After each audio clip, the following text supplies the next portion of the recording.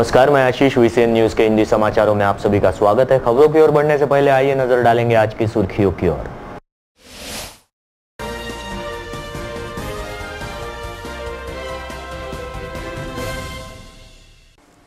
प्रतीक्षा हत्याकांड के आरोपी राहुल की बढ़ी पुलिस कस्टडी और हत्याकांड मामले से जुड़े बयान हुए दर्ज।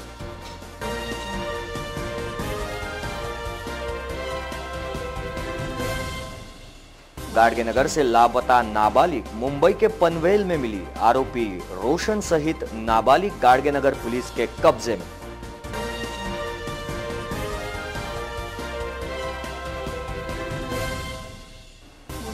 और शेगांव के सार्थक ने रशिया में जीता स्वर्ण पदक। जीत की खुशी में मनाया गया जल्लोष।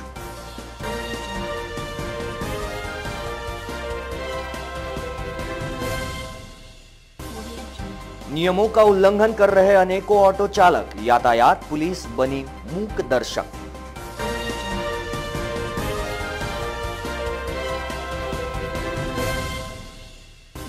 अब बगैर चालान बुक के नजर आएंगे यातायात कर्मी, सीपी ने जारी किए फरमान।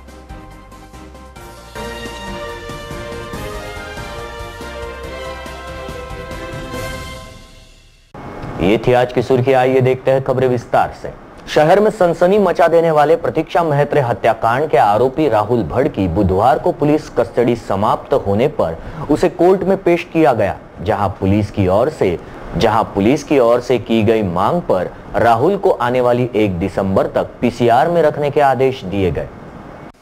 शहर में सनसनी मचा देने वाले प्रतीक्षा महत्रे हत्याकांड के आरोपी राहुल भड़ की आज पुलिस कस्टडी समाप्त हुई, जिसे दोबारा कोर्ट में भेजकर कस्टडी की मांग की गई।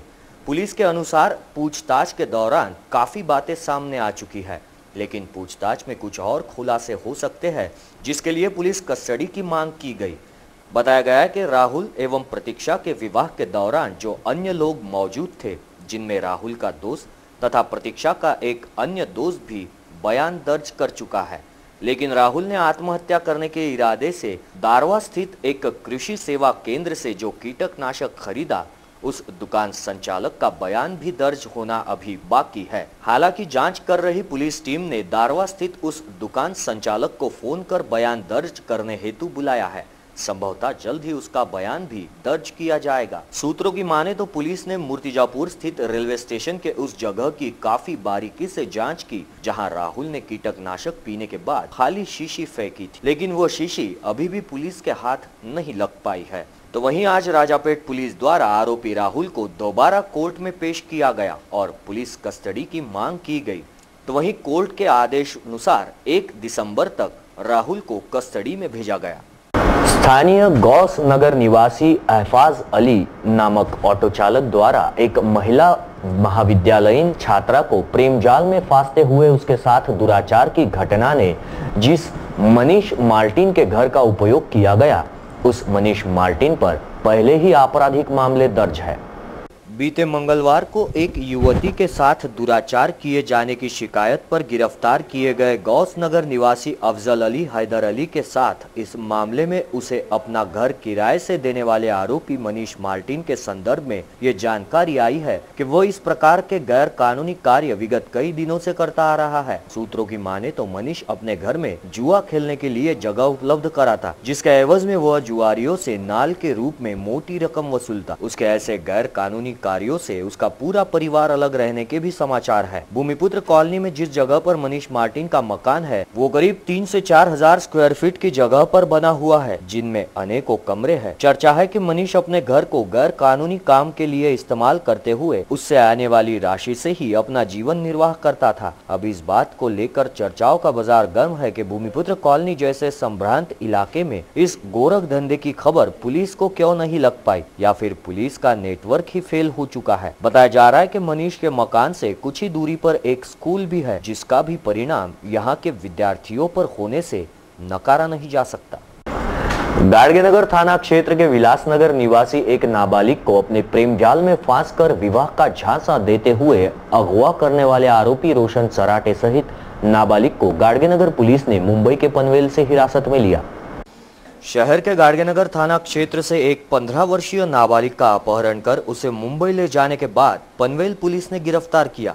इस मामले में गाडगेनगर पुलिस ने आरोपी सहित उस नाबालिग को पनवेल से अपने कब्जे में लेने के समाचार है। आरोपी का नाम रोशन निरंजन सराटे बताया जा रहा है। विगत 22 नवंबर के रोज उस नाबालिग के पिता ने गाडगेनगर थाने में अपने बेटी के लापता होने की शिकायत दर्ज कराई। इस मामले में शिकायतकर्ता की ओर से विलासनगर के रोशन सराटे पर संदेह व्यक्त करते हुए रोशन के खिलाफ मामला दर्ज किया गया। जांच दौरान मामला प्रेम प्रकरण से जुड़ा होने की बात सामने आई, तो वहीं पुलिस ने आरोपी रोशन के मोबाइल का लोकेशन लिया तो पहले वह नागपुर और फिर भुसावल रेलवे स्टेशन पर होने की बात सामने आई, जिसके बाद शहर पुलिस ने भुसावल पुलिस की भी मदद ली। लेकिन पुलिस जब तक भुसावल रेलवे स्टेशन पहुंची तो रोशन वहां से उस नाबालिग को लेकर मुंबई की ओर निकल चुका था। दोबारा लोकेशन लेने पर आरोपी रोशन मुंबई के पनवेल रेलवे स्टेशन पर होने की जानकारी मिलते ही पनवेल पुलिस के निरीक्षक विश्वकार एवं पुलिस दल ने आरोपी सहित उस नाबालिग को अपने कब्जे में लिया, जिसके बाद गाडगेनगर के थानेदार मनीष ठाकरे दल बल सहित पनवेल पहुंचे तथा दोनों को अपने कब्जे में लिया। शहर पुलिस मुखिया शहर की यातायात व्यवस्था को लेकर समाधान व्यक्त कर रहे हो,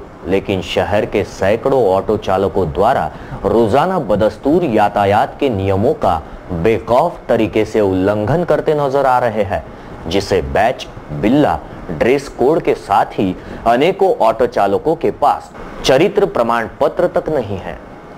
शहर के 10 थाना क्षेत्रों में रोजाना सैकड़ों ऑटो चालक अपने ऑटो के भरोसे गुजर बसर करते हैं, लेकिन यही ऑटो चालक इन दिनों यातायात नियमों की धज्जियां उड़ाते हुए भी देखे जा सकते हैं। शहर के राजकमल, जयस्तंभ चौक, डेपो चौक के अलावा पंचवटी चौक से भी अनेकों ऑटो चालक सवारी ले जाने का काम करते हैं, लेकिन इन ऑटो चालकों में से आधे से अधिक ऐसे ऑटो चालक हैं जो यातायात के नियमों का सरेआम उल्लंघन कर रहे हैं। जैसे अनेक ऑटो चालकों के पास लाइसेंस, ऑटो बिल्ला, ड्रेस कोड ही नहीं बल्कि लाइसेंस के अलावा जरूरी दस्तावेज भी नहीं होते हैं। ऐसे ऑटो चालक बेखौफ यातायात पुलिस के सामने से अपने ऑटो में सवारियां भरकर ले जाने का काम रोजाना कर रहे हैं, लेकिन यातायात पुलिस की जांच मुहिम में यह नज़र नहीं आता। विगत दिनों शहर के जयस्तंभ चौक में ऑटो चलाने वाले एक युवक ने एक युवती को झांसा देकर भातकुली स्थित वीरान क्षेत्र में ले जाया गया था, जहां पहले से ही मौजूद उस ऑटो चालक के साथियों ने मिलकर दुराचार की घटना को अंजाम देने का प्रयास किया गया था। इस घटना के बाद स्वयं पुलिस आयुक्त ने ऑटो चालकों के चरित्र प्रमाण पत्र की जाँच किए बगैर उन्हें ऑटो चलाने के लाइसेंस दिए जाने के संदर्भ में प्रादेशिक परिवहन अधिकारी से बातचीत करने की बात भी कही थी, जिसका कोई असर नहीं दिखता नजर आ रहा है। हालांकि शहर में ग्रामीण से आने वाले ऑटो को लेकर पिछले दिनों यातायात पुलिस के साथ ही आरटीओ की भी जांच मुहिम चलाई गई थी।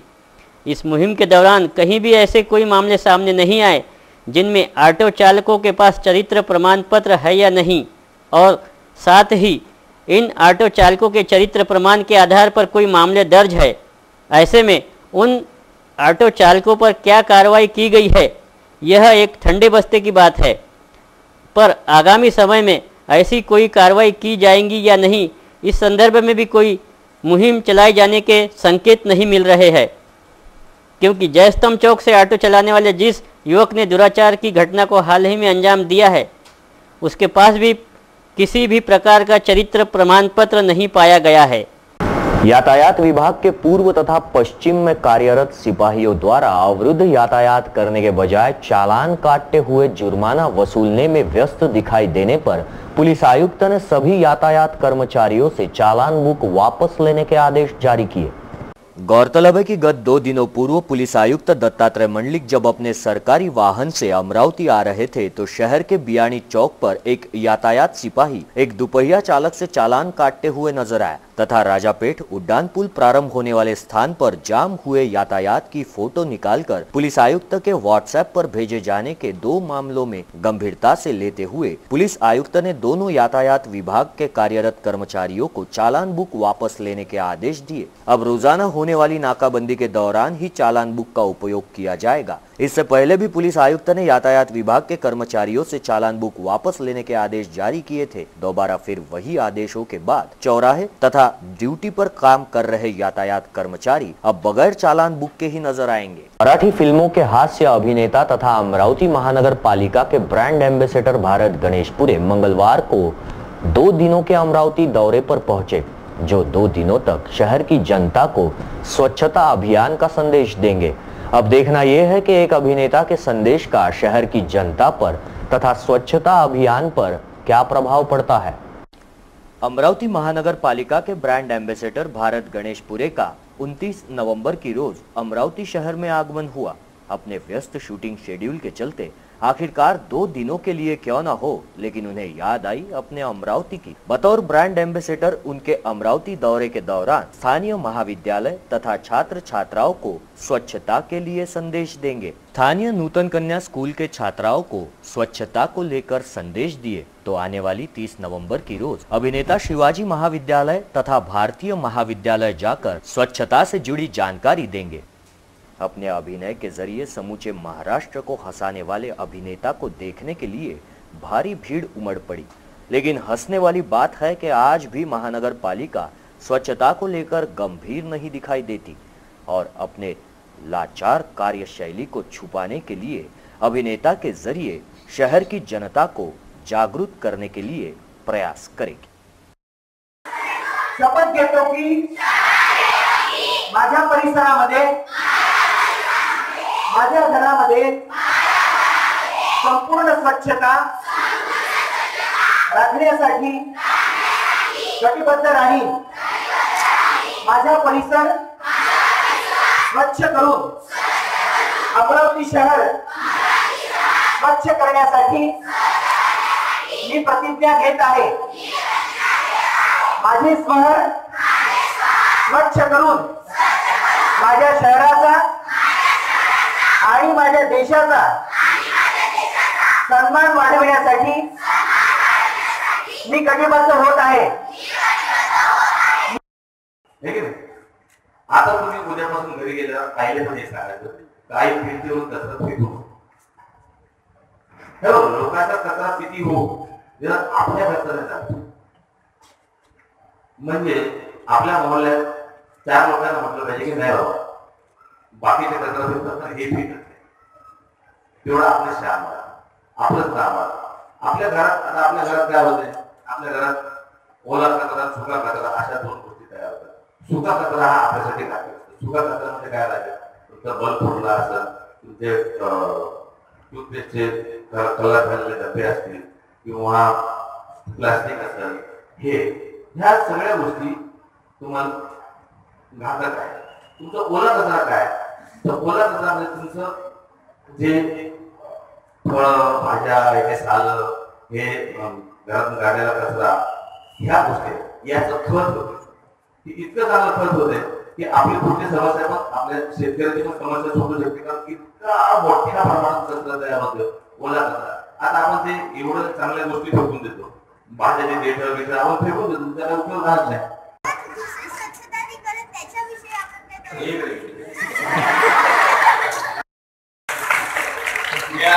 असा प्रश्न विचारला की आम्ही स्वच्छता करू असे आम्ही शब्द घेतो आहे ना बेटा। गोड काय तुझं प्रगती प्रगती हा प्रगती आहे म्हणा प्रश्न, पण दुसरी अस्वच्छता करत त्याचा आम्ही काय करू, पूर्ण जरी प्रश्न पडलेला आहे। आम्ही स्वच्छता करून दुसऱ्या कचरा कसं आहे ना बेटा। हा आता तेच मी तुम्हाला सांगतो की तुम्ही काही करू दे, मी करणार बस, हिने कचरा टाकला ना तिला देऊ पावते, मला नाही करायचं, तुम्ही कितीही करू कर, काय करू, कोणी टाकू काय टाकू, तुम्ही त्याला बोलायचं। आणि आता कोणी कचरा टाकला दिसला ना डायरेक्ट बोलायचं, मला आपल्याला की नाही म्हणत नाही, असं बोलायचं डायरेक्ट ना, प्रगती द्यायचं नाही, बोलायला कधी जाता नाही विचारला आईला पण सांगायचं इकडे टाका फेकू नको म्हणून, हा ओके गुड करते। हिंदी समाचारों में वक्त हो चला है एक छोटे से ब्रेक का, कहीं मत जाइए, देखते रहिए VCN न्यूज।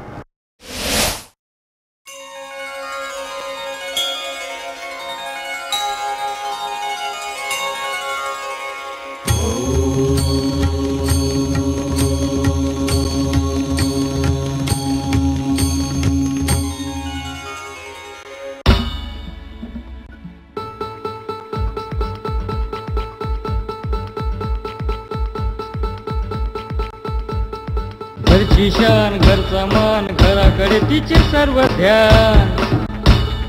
कोण आहे ती अहो हो कोण आहे ती गृहलक्ष्मी गृहलक्ष्मी.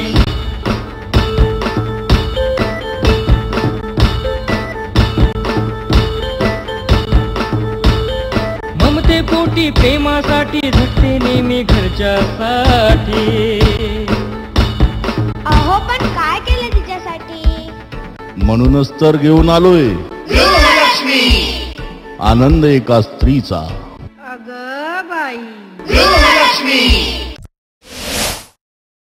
ब्रेक के बाद मैं आशीष फिर एक बार आप सभी का स्वागत करता हूं. बढ़ते हैं अगली खबर की ओर. संत नगरी शेगांव के 12 वर्षीय होनहार छात्र सार्थक पारसकर ने रशिया में हुई एरोबिक प्रतियोगिता में 2 स्वर्ण पदक जीतकर भारत का नाम रोशन किया है.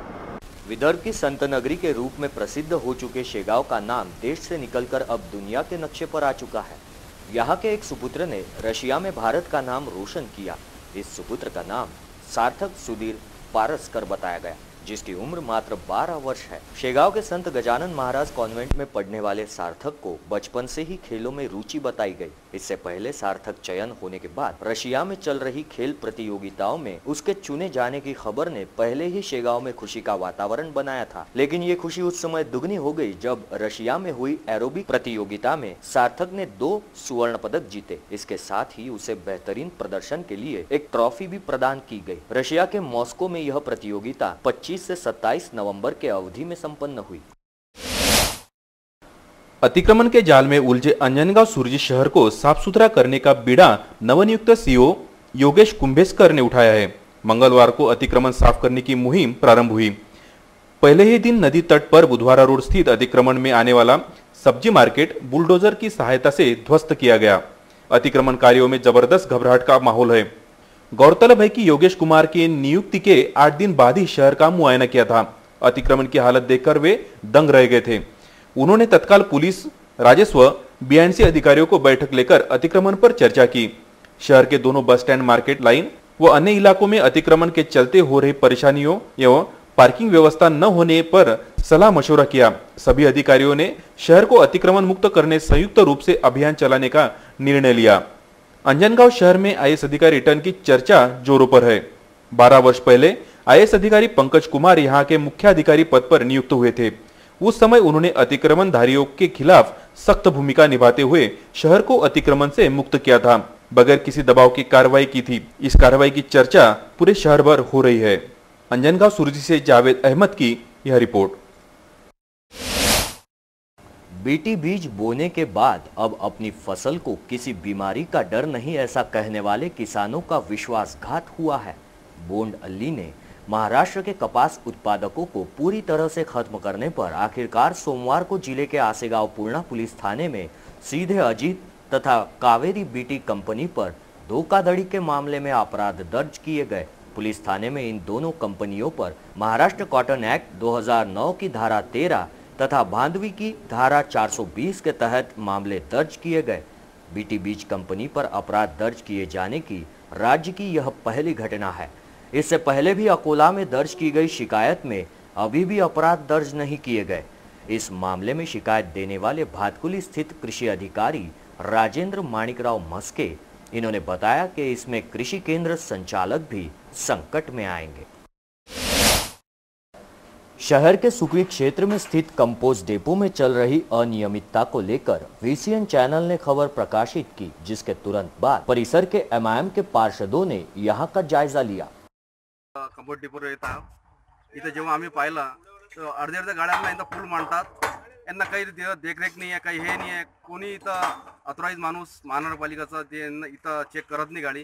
जेव्हा आम्ही इथं आलो तेव्हा इथं जे माणूस बसला होता, ज्यांच्यावर इथचा कारभार चालू होता, त्यांना सांगितलं की गाडी चेक केलं. जेव्हा गाडी चेक केली तिथं काही गाड्या म्हणून नील निघाल्या 4-5 आणि काही गाड्या 40 गाड्या आम्ही अर्धे मांडले इथं या 2 तासात. मग कालपासून आम्ही आधी इथं आलो, 50 गाडी इथं हाफ झाली आहे, काही 4-5 गाडी नील झाली आहे. आज आधी आम्ही सकाळपासून इथं येऊन आम्ही बसलो असताना 15-20 गाडी हाफ झाली आहे इथं. हे पाहिल्यावर इथं महानगरपालिकाचं खूपच नुकसान होत आहे. गेल्या महिन्यात महानगरपालिकाचा 77,000 रुपयाचं बिल हे पूजा कटेक्शननं निघाला होता. ते सरासर आपल्या महानगरपालिकेनं सोचून घेत आहे. इथं जे आपलं गोरगरिबांचा पैसा आहे हे पूजा कटाक्षांना देत आहे. इथं अधिकारी लोक येत नाही. महिन्यापासून इथं कोणाचा साईन नाही, सिग्नेचर नाही. इथं कंपाऊंड डेपोवर कोणाचा दौरा नाही आहे. जेव्हा आम्ही इथं पाहायला असतावर इथं पाळ लागली, इथं आग लागते, कोणी इथं आपलं लक्ष देत नाही. तेव्हा इथं खोराक धंदा चालू आहे महानगरपालिकामध्ये हे कळून आलं आम्हाला.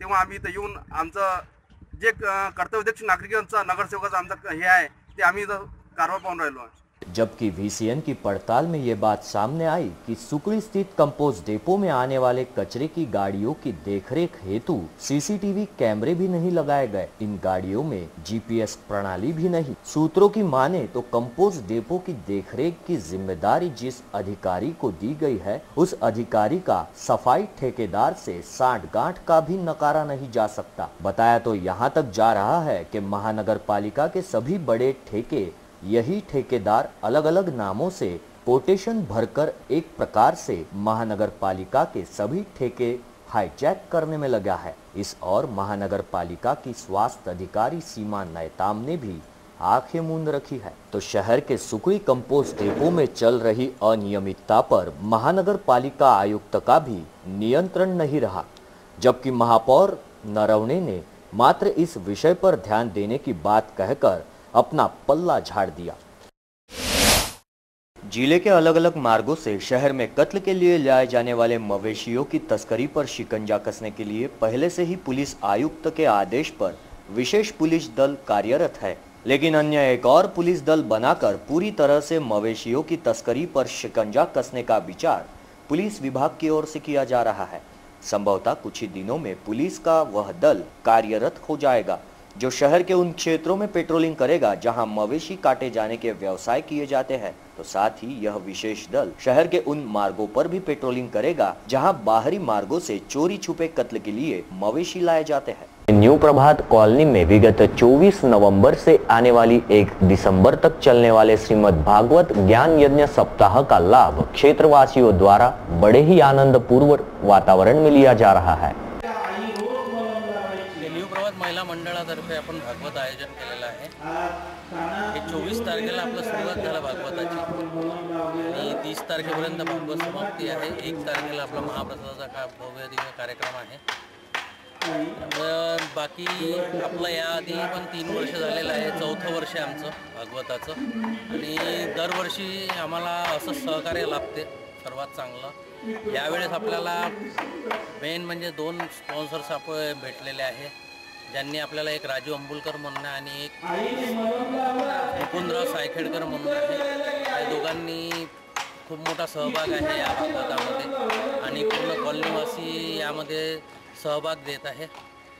व्यवस्थितरित्या हा कार्यक्रम पार पडत आहे आणि ते जे सजावट जे आहे, आज आपण तुम्ही ते सजावट जे पाहून राहिले हे आमच्या आठवले मॅडम आहेत आणि पाठक मंजिरी पाठक म्हणून आहे, त्यांच्या माध्यमातून ते सजावट पण होऊन राहिलेली आहे। आणि कार्यकर्त्या महिला कार्यकर्त्यामध्ये आमच्या मोकळकर काका गोमेकर आहे, अंजी जयसिंगपुरे आहे, सायखेडकर आहे, देशमुख आहे, त्यानंतर अंबुलकर वहिनी आहे, सर्व वहिनी सोबत आहे, कळसकर वहिनी आहे, दुसऱ्या देशमुख वहिनी आहे, त्यानंतर गणेशे आहे, मुहे आहे, अशा परिवारातला सर्व संपूर्ण परिवार मिळून आपण एक सामूहिक परिवार करून आहे न्यूप्रभातमध्ये आपलं हे भागवत आयोजन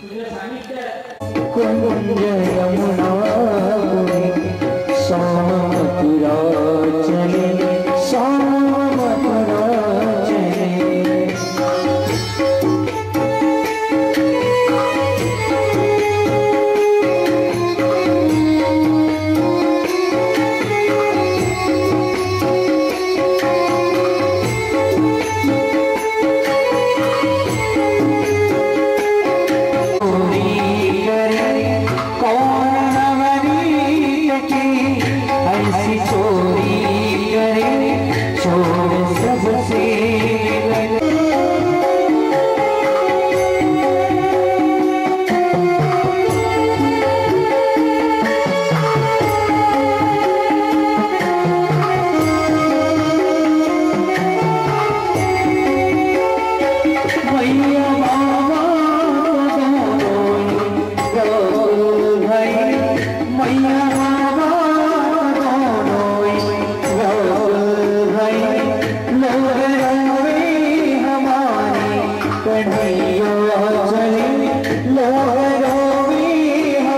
तो ये थे आज के हिंदी समाचार। हिंदी समाचारों में आज के लिए बस इतना ही। रुकने से पहले फिर एक बार नजर डालेंगे आज की सुर्खियों की ओर।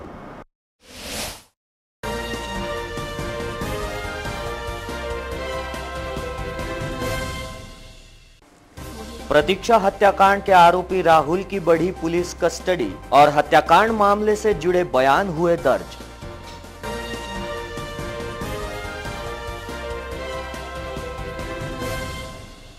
गाडगेनगर से लापता नाबालिग मुंबई के पनवेल में मिली। आरोपी रोशन सहित नाबालिग गाडगेनगर पुलिस के कब्जे में।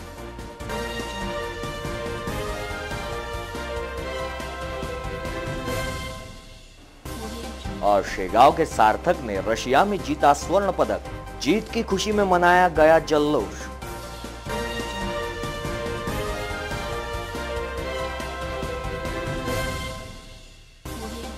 नियमों का उल्लंघन कर रहे अनेकों ऑटो चालक, यातायात पुलिस बनी मूक दर्शक।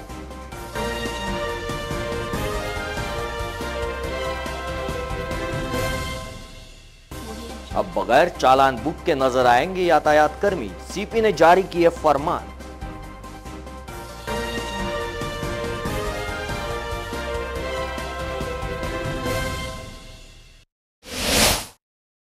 ये थी आज की सुर्खियां। हिंदी समाचारों में आज के लिए बस इतना ही। आप आपके सुझाव एवं समस्याएं हमें भेज सकते हैं। हमारा पता है VCN न्यूज कार्यालय, पहली मंजिल, साउजी कॉम्प्लेक्स, सतीधाम मंदिर road, Rilee plot, Amravati.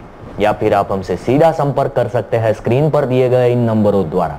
Vidarbha से जुड़ी तमाम जानकारी के लिए देखते रहिए VCN न्यूज। नमस्कार।